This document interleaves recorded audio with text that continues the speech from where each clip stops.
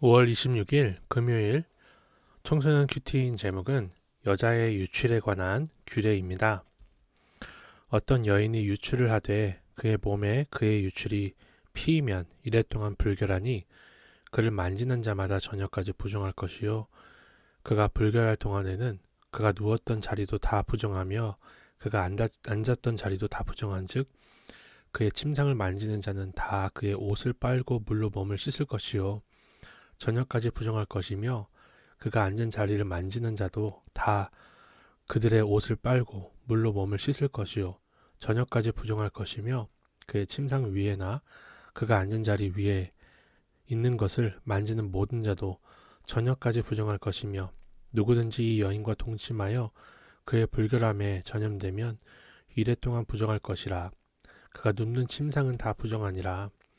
만일 여인의 피의 유출이 그의 불결기가 아닌데도 여러 날이 간다든지 그 유출이 그의 불결기를 지나도 계속되면 그 부정을 유출하는 모든 날 동안은 그 불결한 때와 같이 부정한즉 그의 유출이 있는 모든 날 동안에 그가 눕는 침상은 그에게 불결한 때의 침상과 같고 그가 앉는 모든 자리도 부정함이 불결할 때의 부정함과 같으니 그것들을 만지는 자는 다 부정한즉 그의 옷을 빨고 물로 몸을 씻을 것이며 저녁까지 부정할 것이요. 혈루병에 대한 얘기입니다. 예수님이 혈루병 여인이 예수님을 만졌는데 부정함이 옮지 않고 오히려 혈루의 근원이 마르고 치유가 되고 정결하게 되는 것을 우리가 보지 않았습니까? 그러니까 주님이 이 모든 정결례에 실체이시고 이 모든 것들은 그림자라는 것을 보여주는 거죠. 여성은 신체 리듬에 따른 월경 주기가 존재해요. 월경으로 유출하면 7일 동안 부정합니다. 유출한 여성과 접촉한 사람이 정결하게 되려면 옷을 빨고 몸을 씻은 후 저녁까지 기다려야 합니다. 경우에 따라서 7일을 기다려야 해요. 여성의 유출 자체는 부정한 것이 아니지만 그 기간에 여성의 몸은 여러 면에서 약한 상태라 정상적이고 건강한 삶을 유지하려면 일정 기간 엄격히 분리해야 합니다. 그래서 하나님은 여성의 유출 규례를 율법으로 규정하여 당시 사회적 약자이던 여성을 보호하십니다. 이는 여성의 신체 조건을 배려하신 은혜의 규례입니다. 적용해 보세요. 약자를 보호하시는 하나님을 생각하며 내가 배려하며 보호해 주어야 할 사람은 누구인가요? 이어서 읽어보겠습니다. 그의 유출이 그치면 이래를 센 후에야 정하리니 그는 여덟째 날에 산 비둘기 2마리나 집비둘기 새끼 2마리를 자기를 위하여 가져다가 회막 문 앞 제사장에게로 가져갈 것이요 제사장은 그 한 마리는 속죄제로 다른 한 마리는 번제로 드려 유출로 부정한 여인을 위하여 여호와 앞에서 속죄할지니라. 너희는 이와 같이 이스라엘 자손이 그들의 부정에서 떠나게 하여 그들 가운데 있는 내 성막을 그들이 더럽히고 그들이 부정한 중에서 죽지 않도록 할지니라. 이 규례는 유출병이 있는 자와 설정함으로 부정하게 된 자와 불결기에 앓는 여인과 유출병이 있는 남녀와 그리고 불결한 여인과 동침한 자에 대한 것이니라.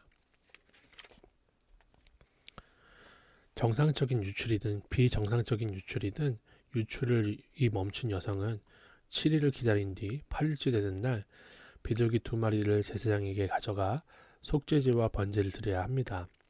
그러면 부정함에서 떠나 속죄받고 정결한 생활을 회복합니다. 이렇게 하나님은 이스라엘 백성에게 정결법을 제정하셔서 그분의 백성이 부정함에서 떠나 말과 행동, 마음과 생각 및 영혼까지 모두 정결해지기를 원하셨어요. 이는 오늘날 우리에게도 마찬가지죠.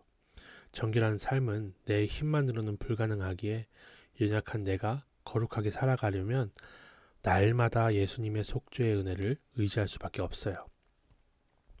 적용해 보세요.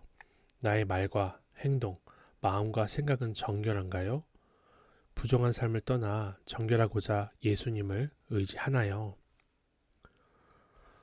오늘 큐티 묵상 간증은 내가 숨기고 싶었던 죄라는 제목입니다. 저는 청소년 기에 접어들며 장래에 대해 고민하고 본격적으로 공부를 시작했습니다. 그런데 안 하던 공부를 갑자기 시작하려니 막막했어요. 이런 고민을 누구에게도 말하지 않고 혼자 끙끙 앓다 결국 불안과 스트레스가 극에 달했습니다.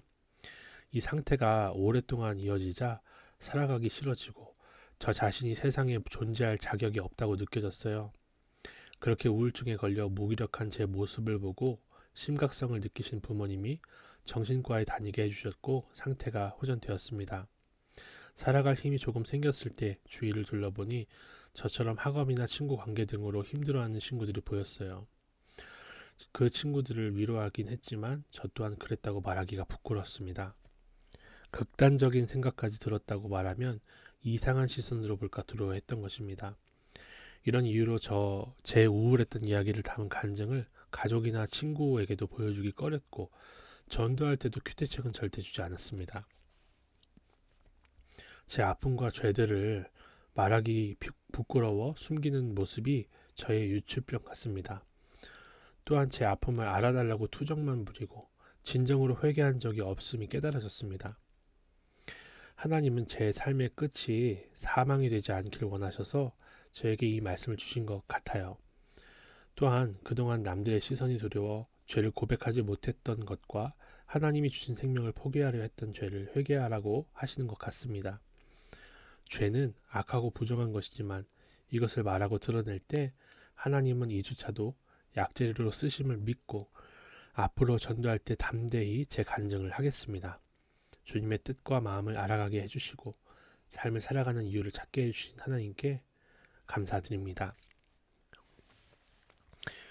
이 친구가 큐페 때 간증을 했었고요. 너무나 감동이었습니다. 자신의 이 숨기고 싶었던 죄를 1000명이 넘는 학생들 앞에서 담담하게 약재리로서 보여주었거든요. 이번에 적용은 유출병 같이 겉으로 드러나지 않았던 죄를 고백할 담대함과 용기를 주시길 기도하겠습니다. 순종하지 않고 떼쓰기만 했던 모습을 회개하겠다는 것입니다. 너무 멋있지 않습니까? 기도드리겠습니다.